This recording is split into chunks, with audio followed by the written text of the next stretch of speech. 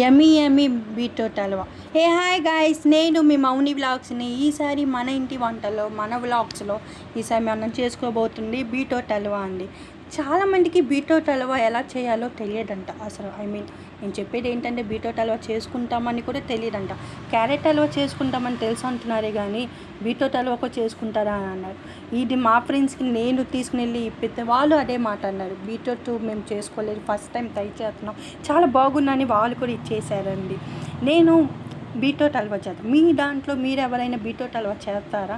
చేస్తే కమెంట్ చేయండి గాయస్.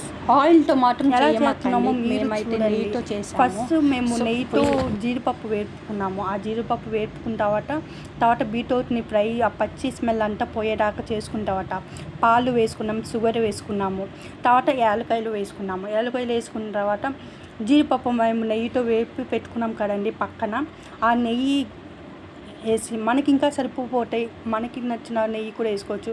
ఒట్టి జీడిపప్పు వేసుకోవాలని కూడా లేదండి, బాదం పప్పులు ఏదైనా వేసుకోవచ్చు. ప్రస్తుతాన్ని మన ఇంట్లో జీడిపప్పు ఉంది కాబట్టి లైక్ చేయండి, కమెంట్ చేయండి.